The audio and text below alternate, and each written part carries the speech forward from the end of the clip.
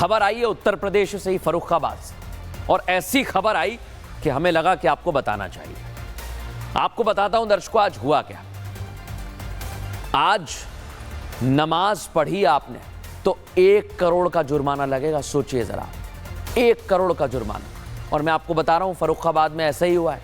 रमजान का महीना चल रहा है, तो दूसरी तरफ बच्चों की बोर्ड एग्जाम भी चल रहे हैं। लेकिन फर्रुखाबाद में म्युनिसिपल इंटर कॉलेज के अंदर एक ही मस्जिद बनी हुई है और जिला प्रशासन ने मुसलमानों के नमाज पढ़ने पर रोक लगा दी है। रोक के पीछे की वजह है परीक्षा के दौरान नमाज से होने वाली छात्रों को परेशानी। जिलाधिकारी का साफ कहना है कि परीक्षा में अगर कोई भी दिक्कत आई तो 1 करोड़ का जुर्माना लगाया जाएगा। कितने का?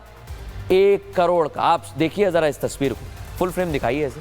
ये कॉलेज है और यहां पर मस्जिद बना दी। दर्शकों आप सोचिए जरा, ये कॉलेज है और कॉलेज के अंदर ये मस्जिद है। अब इससे दिक्कत हो रही है, इसलिए प्रशासन ने कह दिया कि अगर नमाज पढ़ी तो भाई 1 करोड़ देना होंगे, 1 करोड़, वो भी जुर्माने के तौर पर। अब मैं आपको बताता हूं दर्शकों कि यह जुर्माना लगाया क्यों। फर्रुखाबाद में मस्जिद में नमाज पढ़ने पर रोक लगा दी गई है। क्यों लगाई गई है? क्योंकि मस्जिद स्कूल के अंदर बनी हुई है। म्युनिसिपल इंटर कॉलेज बोर्ड परीक्षा केंद्र है और परीक्षा खत्म नहीं होती तब तक नमाज पढ़ने पर रोक है, यानी चंद दिनों की बात है। अगर नमाज पढ़ने से परीक्षा में व्यवधान होता है तो गलत भी नहीं है, रोकना चाहिए। रोक लगाई गई है, इसलिए नगर मजिस्ट्रेट और सीओ सिटी ने इसका निरीक्षण भी किया है। मुस्लिम समाज पढ़ने की इजाजत लेने पहुंचा जरूर था जिलाधिकारी के पास। जिलाधिकारी ने मुस्लिम समाज को 2 टूक जवाब दे दिया है कि परीक्षा में अगर व्यवधान होगा तो भाई 1 करोड़ का जुर्माना लगेगा। अगर 1 करोड़ का जुर्माना नहीं लगे तो आप नमाज ना पढ़ें। इसलिए आप सावधान रहिए दर्शकों, अगर ऐसा कुछ होता है तो आपको कानून का पालन करना चाहिए। आइए अब आपको एक और बड़ी खबर दिखाता हूं। आज मैं बिहार में बाबा बागेश्वर पहुंच गए हैं, इसलिए बवाल खड़ा हो रहा है। और इसलिए आज कहा जा रहा है बिहार में क्या बाबा बागेश्वर ठटरी बांधने पहुंचे? भाई बाबा बागेश्वर यानी पंडित धीरेन्द्र कृष्ण शास्त्री कथा करने के लिए बिहार पहुंचे हुए हैं। गोपालगंज में बागेश्वर सरकार धीरेन्द्र कृष्ण शास्त्री की 5 दिवसीय हनुमंत कथा चल रही है और यहां पर पंडित धीरेन्द्र कृष्ण शास्त्री को सुनने के लिए कई लोग पहुंचे हुए हैं और उन्होंने यहां से हिंदुत्व की अलख जगाई। बाबा बागेश्वर ने भारत को हिंदू राष्ट्र बनाने की अपील एक बार फिर से कर दी है दर्शकों। लेकिन आप सोचिए, भारत को हिंदू राष्ट्र बनाने का संकल्प कई बार वो ले चुके हैं और इस बार क्या हुआ? बाबा बागेश्वर ने कह दिया है भारत को हिंदू राष्ट्र बनाना है, अखंड और हिंदू राष्ट्र बनाना ही उनका संकल्प है। हिंदुओं को एकजुट करने के लिए वो देश भर में जाते हैं, धर्मांतरण के खिलाफ वो लड़ाई लड़ते हैं, सनातनियों को जगाने के लिए ही वो इस मंच पर आते हैं। सुनिए जरा बाबा बागेश्वर क्या कह रहे हैं। हिंदू राष्ट्र की आवाज कहीं से अगर उठेगी तो सबसे ज्यादा बिहार से ही पहले उठेगी। ये हमारा भरोसा है, निजी कॉन्फिडेंस। आपसे विवाद क्या है जो आप हमें रोकते हैं, आप हमें गाली देते हैं? हम करते क्या है? क्या हम किसी पार्टी के लिए आते हैं? क्या हम वोट मांगते हैं? हम तो हिंदुओं को एकजुट करने आते हैं। हमारे तन में प्राण है, हम हिंदुओं के पक्ष में बोलेंगे, हिंदुओं को एक करके ही छोड़ेंगे।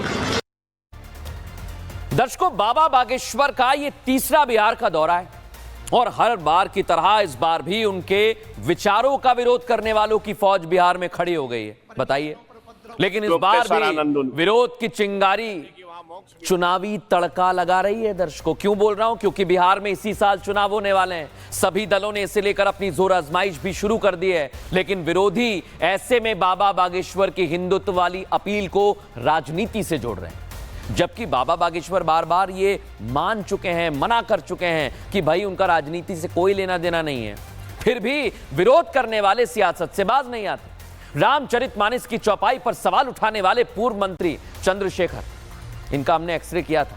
अब बाबा बागेश्वर को वो क्या कह रहे हैं जरा सुनिए। ये देखिए, पाखंडवाद परोसने वाले लोग हैं, नफरती संप्रदायी लोग हैं। इनको भगवान जी ने अयोध्या में हरा करके जबरदस्त संदेश दिया है देशवासियों को, दुनियावासियों को, कि ये धर्म के नाम पर धंधा करने वाले लोग हैं। ये भगवान को बेचने वाले लोग हैं, इससे परहेज करो। सोचिए, ये हैं बिहार के पूर्व मंत्री बड़ी बड़ी बातें करते हैं, लेकिन सनातन विरोध में कई बार इनकी जबान फिसल जाती है। लेकिन इस बार बाबा ने तय कर लिया कि ठठरी बांधेंगे। रिपोर्ट आपको दिखाते हैं।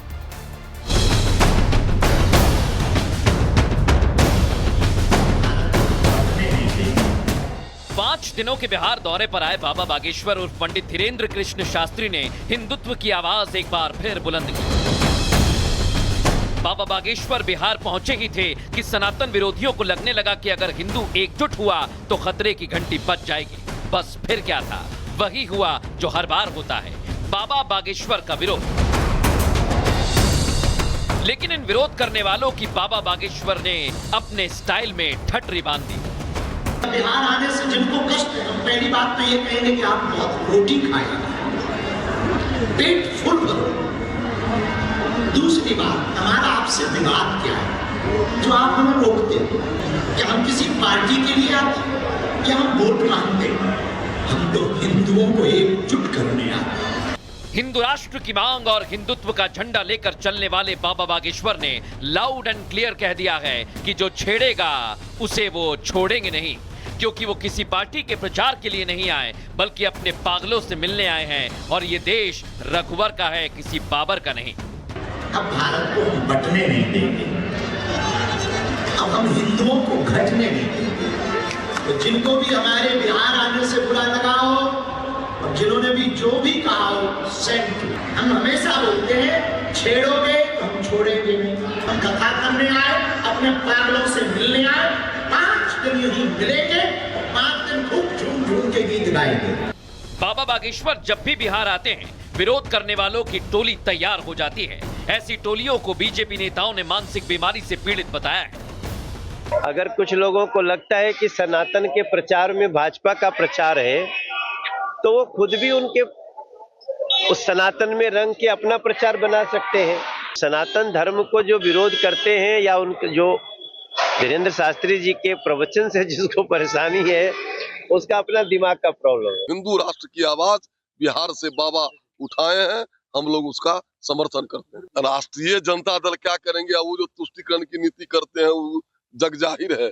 मुस्लिमों को वोट प्राप्त करने के लिए किसी कुकर्म तक राजद जा सकती है। बिहार में कुछ महीने बाद चुनाव होने वाले हैं और बाबा बागेश्वर के बिहार में कथा करने से सनातन विरोधियों को अपने वोट बैंक का डर सताने लगा है। इसलिए विरोध के स्वर तेज हो गए हैं। अब खबरों में आगे बढ़ेंगे। एक आपको महत्वपूर्ण खबर बता दूं, मुजफ्फरनगर से मिल रही है। नाबालिग 2 बच्चों को तालिबाना सजा दी गई है। दर्शकों, तालिबानी सजा देख रहे हैं आप, पेड़ से बांधा इनको और इनकी जबरदस्त पिटाई की गई। बताइए जरा, इन लोगों को क्या सजा मिलनी चाहिए जो लोग इस तरह बच्चों की पिटाई कर रहे हैं?